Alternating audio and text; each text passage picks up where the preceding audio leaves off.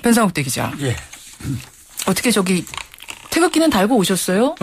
가족들한테 부탁을 해놓고 저는 뭐 새벽까지 나왔습니다만은 달고 있겠죠. 요새 아파트에도 태극기 많이 안 보이던데요. 그러니까요. 예. 오늘 이제 광복절 아침인데 제가 앞에 오프닝에서 잠깐 설명드렸어요. 직장인 10명 중에 2명은 예. 10대가 아니라 직장인입니다. 2명은 광복절이 며칠인지도 모르고 무슨 날인지도 모른다. 이해는 잘 안 가는 조사 결과인데. 8.15 광복절을. 예. 우리가 너무 무관심하게 그냥 노는 날로 그렇습니다. 모든 기념인들 보내고 있는 건 아닌가 싶어요. 오늘도 광복절 얘기를 해야 되겠는데 예전하고 좀 다르군요. 광복절을 맞아서 예전에는 마케팅이 따로 이렇게 활발하지는 않았는데 이번에는 광복절 마케팅이 상당히 많습니다. 그래요? 예. 편의점 어떤 업체는요. 독도 수호의 의지를 담아서 자전거 국토 순례를 한다고 합니다. 어허. 그러면서 끝나면 독도 후원기금 5천만 원을 내놓는 행사. 뭐 좋습니다. 미국서 들어온 어떤 커피숍 업체인데요. 무궁화 머그잔을 내놨어요. 손잡이가 아주 멋있게 돼 있는. 어떤 피자 업체는 피자 오븐이 설치된 트럭을 전국 방방곡곡에 풀었다고 합니다. 그게 무슨 말인가요? 그러니까 광복절 행사가 열리는 곳에 참석한 시민들에게는 감사하다는 뜻으로 그 자리에서 즉석으로 피자를 구워드리겠다. 뭐 이런 뜻인 것 같습니다. 예. 어떤 구도업체 보니까요. 국가유공자한테 모든 상품을 절반 값에 제공합니다. 그 대신 한 켤레만 가져가시는 겁니다. 여러 켤레 가져가시는 건 아니고. 예. 그다음에 어떤 레저트 업체인데요. 생일이 8월 15일인 분. 예. 또 이름에 김현정이 그거 들어가는 거 한번 세보세요. 네. 대한민국 만세. 요 6글자 중에 2글자 이상 들어가면 할인이 됩니다. 참 기발한 아이디어네요. 저는 해당이 없군요. 저도 해당 안 됩니다. 예. 아무튼 이런 곳곳에서 벌어지는 할인 경품 이벤트가 있고 예. 생명보험회사 한 곳은 애국지사 유해가 모셔진 효창공원, 백범 선생, 안중근 의사, 이봉창, 윤봉길 의사 등등 계시죠. 이 유해가 모셔진 효창공원을 앞으로 책임지고 다 관리하겠다. 예. 이런 좋은데요. 이벤트 이런 거 좋습니다. 앞으로 책임지고 계속 관리하겠다. 계속 관리하겠다. 이거 좋네요. 이렇게 나섰어요. 아주 갸륵한 뜻입니다. 추측해보건데 이런 현상이 왜 갑자기 이렇게 생겼나. 광복절 직전에 명량 영화 돌풍이 일어서 이순신의 이 장군의 일대기를 그린 조국과 민족에 대한 생각들이 달라지면서 또 그걸 눈여겨본 업체들이 이벤트를 시작하는 것 같습니다. 그래서 소비자의 마음을 좀 끌어보겠다. 예. 뭐 하여튼 소비자 마음 끌어보겠다라고 시작했어도 뭐 저 방법이 좋으면 괜찮죠. 자본주의 사회에서는 어차피 마케팅, 비즈니스, 그다음에 상품들 이것들이 하나의 메시지가 되어서 국민들을 또 움직이는 거니까요. 그래요. 어디서 뭘 싸게 판다. 어디서 피자 트럭 판다. 이거 여러분들 뭐 기억하는 것도 좋지만 그런 와중에 우리가 빠뜨린 광복절 소식이 있다면 그건 뭘까요? 올해 광복절을 맞아서 국립대전현충원이 8월에 현충 인물을 선정했습니다. 소식이 잘 제대로 전달은 안 됐는데 신정숙 애국지사입니다. 신정숙 애국지사는 어떤 분인가요? 1910년 평안북도 의주 출생이고요. 중국 유격대와 함께 훈련을 받고 독립군 유격대가 되어서 일본 진영을 넘나들면서 정보 수집, 공작 활동을 펼친 분입니다. 대전현충원 애국지사 묘역에 묻혀 계신데 백범 김구 선생이 우리나라 여자 광복군 1호라고 공인한 그런 분이죠. 아버지와 남편 역시 독립운동가였습니다.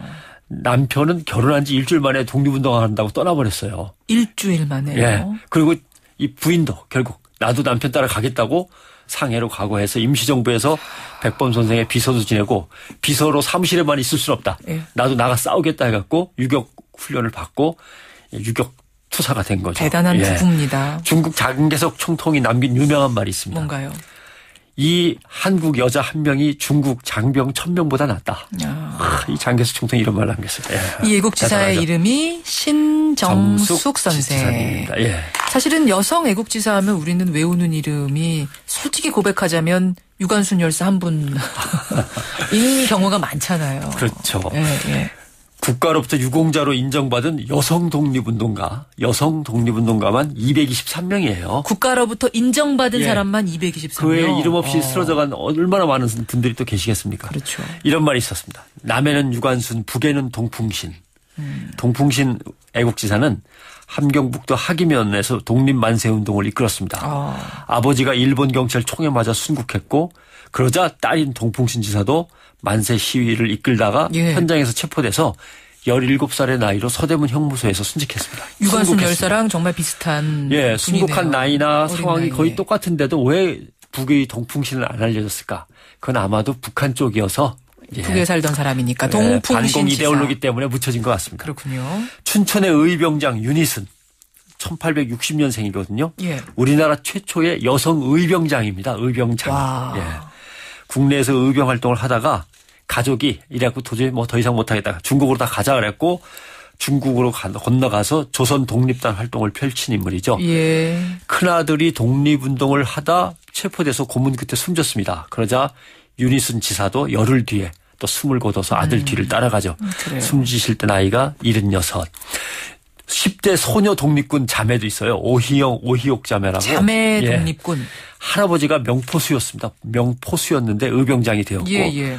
아버지와 어머니도 만주벌판에서 독립군을 이끌다가 이 16, 14 자매도 청년 공작대원이 되어서 일본군 점령 지구를 누비면서 공작 활동을 펴죠. 말씀을 지금 쭉 듣다 보니까 결국은 가족 중에 한 사람이 독립군이면 예. 그 가족이 다 영향을 받는. 그렇습니다. 특히 부모님이 독립군, 독립지사면 자녀들은 뭐 거의 다 그렇게 그 길을 가게 되네요. 그렇죠. 그러니까 부모님들이 잘해야 돼요. 아버지, 어머니들이 잘해야 됩니다. 맞아요. 부모의 피가 그냥 아들한테, 딸한테 가는 겁니다. 예.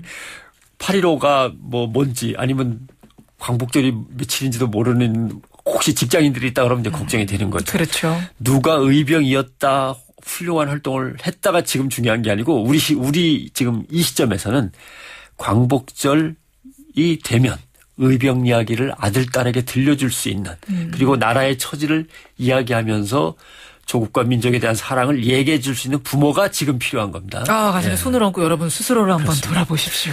세계사를 갖다 이것저것 뒤적일 때 제일 기분 나쁜 게 있어요. 뭔가요? 지구촌 사람들이 한국에 대해서 이해를 전혀 못해요. 일본 제국주의에 의해서 식민지 지배, 억지로 강탈당해서 식민지 지배에 들어갔고 수탈당했고 8.15 해방을 맞았다는 것에 대해서 이해를 잘 못합니다. 대한민국 하면 이데올로기 냉전 때문에 미국 소련 틈바구니에서 고생하다가 6.25 전쟁이 있었지. 여기서부터 시작을 하거든요. 남과 북으로 갈라진 그 상황부터. 예. 한국이 오히려 일제 침탈, 위안부 문제, 관동 대지진 학살 등으로 인해서 얼마나 고생을 했고 수탈당했는지 제일 한국인들이 그 이후에 또 얼마나 차별당했는지 독도 영유권 문제가 왜 정말 억울한지에 대해서 국제적으로 이해를 잘 못하는 것이 뭔가 이런 6.25 전쟁 이후만 생각하는 이런 것 때문에 그런데 그렇군요. 우리도 자꾸 잊고지낼 때도 있습니다. 그러니까 우리 또 스스로도 역사를 깎아내릴 때도 있고 이러면 안 되는 거죠. 또 하나. 나라를 지키러 간 군대에서 동료 병사에 의해서 상관에 의해서 학대당하다 숨지는 병사들은 또 과연 어떻게 우리가 해석을 해야 되는가. 독립군을 생각하면 참 가슴 아픈 일입니다. 나라와 민족을 구하기 위해서 싸운 분도 계신데 같이 모여서 나라를 지킨다고 하는 사람들끼리 이러면 정말 가슴 아픈 거죠. 참 그러네요. 답답한 광복절입니다. 광복절 아침 기자수첩 생각할 거리 던져주셨어요. 수고하셨습니다. 고맙습니다.